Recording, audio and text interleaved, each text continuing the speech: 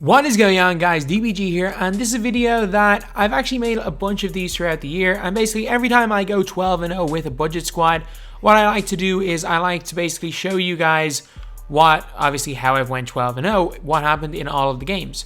So basically that's what I'm going to be doing in this video. This is the budget squad that I used, or the somewhat affordable squad. This squad is less than 100k MT and has some of the most overpowered cards in the game. I did do almost kind of a little bit of a squad builder as well as showing my 12-0 game already. This is just kind of a video showing every single game for going 12-0. But anyway, before we get on to it, if you guys are new to the channel and like this type of content, subscribe. We're trying to hit 100,000 subscribers in the next couple of weeks. And right now we are very, very close to hitting 95,000 subscribers. We are barely over 200 off, so if we could do that by the end of today, it would be absolutely incredible. If not, we're definitely going to hit tomorrow anyway. But yeah, so this is the squad we're using, and it is legitimately one of the best affordable squads, if not the best affordable squad. Who knows what will happen if they do release a promo net tomorrow, or if it's just Signature Series, if that'll change anything. Maybe it will, maybe it won't, but anyway, now let's get on to the games. So we started off 3-0, and that was from a couple of budget squad episodes and stuff like that. But in the first of this kind of run that I decided to go on, this took literally about 4 hours for me to complete. So if you guys do like this video, leave a like anyway. This was a lot of playing 2K. I think it's the longest I've played 2K straight in quite a while. But yeah, so first game, we started off kind of slowly, but a big shot here from Jonathan Isaac giving us a 3-point lead. The team we're playing against is not the worst team in the world, however, a severe lack of depth. This guy's running golds and silvers off his bench. Although like his mostly diamond starting lineup could definitely compete with the team I put out. As soon as he entered even one guy off the bench, it just became a complete whitewash. Like it went from being 9 each to all of a sudden 26-12, which is mad. And coming into the third quarter, we ended up building up a 28-point lead. If you guys would just look at the starters, looking at guys like Shaquille O'Neal, stuff like that, you wouldn't really expect the lead to be this big, or you wouldn't really expect me to be this comfortable. But it was just the fact that anytime he brought anyone from his bench, it just became like just complete whitewash. And an 11-0 start to the third quarter meant that this guy was done. Game number 2 we played against, not a great squad here. Manute Bol is one of the players I do like coming up against, especially because I run Thon Maker. If you run Thon Maker against Manute Bol, he can completely destroy him. Jaren Jackson can do almost the same thing as well. And as you guys can see, the game starting, Jaren Jackson's just lighting them up. And yeah, it was just a very, very handy start to the game. We were 11-5 up, and I think this guy just disconnected because obviously, as you guys can see, his point guard was nowhere near to play, and he just kind of ended the game here. Because it was so early and it wasn't like we were too far ahead, I'm gonna guess he just disconnected. This game right here was against a really nice squad, and it was a very tight game. He has Wes Unseld as well, so obviously you know it's going to be a good player. And this was without a doubt the closest game we played in the entire run. We started off not the worst, but not great. We start missing a lot of shots early, and as you guys can see, Zaire Smith, one of the best dunkers in the game, instead of going for a dunk, takes a contested layup. And then about 0.2 of a second after the buzzer, we end up getting a dunk of Porter Jr. But this game here, it was Thon Maker and Michael Porter Jr. The two of those guys just carried us when we were struggling. And from here on out, it just became a very, very tight game. As you guys can see, 1 point up here, just nothing was going my way at this stage, and this showed it. Jonathan Isaac has a decent enough free throw. That's almost a full white. Clank. Another almost full white. Clank. Like, the odds of that happening are like probably 2-3%. But yeah, the start of the fourth quarter, we got 6 points ahead, and then a big shot there by Thon Maker puts up 8. I thought that was going to be me comfortable, but all of a sudden, as soon as we built the lead, they come right back and take the lead here.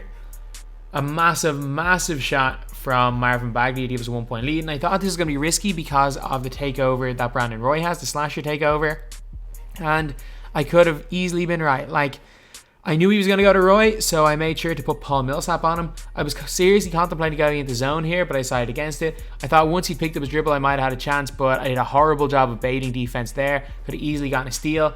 We completely let him burn Millsap, and a massive block there from Jaren Jackson Jr. to win us that game by a point. Now we were on to a game against a bit of a weird team. Like, almost every player this guy had was from a locker code. Like, he had a good few this day in history players off his bench. He had Melo, he had Michael Jordan. So it seemed like, and then Carl-Anthony Towns, another player that was in part of locker code. So it just seemed like this was almost a full locker code squad. But obviously there was a good few players that weren't part of codes, so that obviously wasn't the case. But like, we do start to open up a little bit of a lead, and to be completely honest, as always with a lot of these games, it's Michael Porter Jr. that's completely taken over.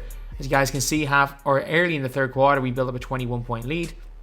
And in the end, we end up winning that game by nearly 40 points, which was nuts. This game here was against quite a decent squad. He had Yao Ming, he had Dame Lillard, so he had a lot of decent enough players. And to be honest, to start off this game, it was close. We actually got a good few scores with Jaren Jackson, which was a bit of a surprise because he had Yao Ming at center. But again, just like one of the first guys we played, he didn't have much of a bench, and he kind of ran his starters a little bit into the ground. For that reason, we just completely took over Michael Porter Jr., as we always tended to do in this.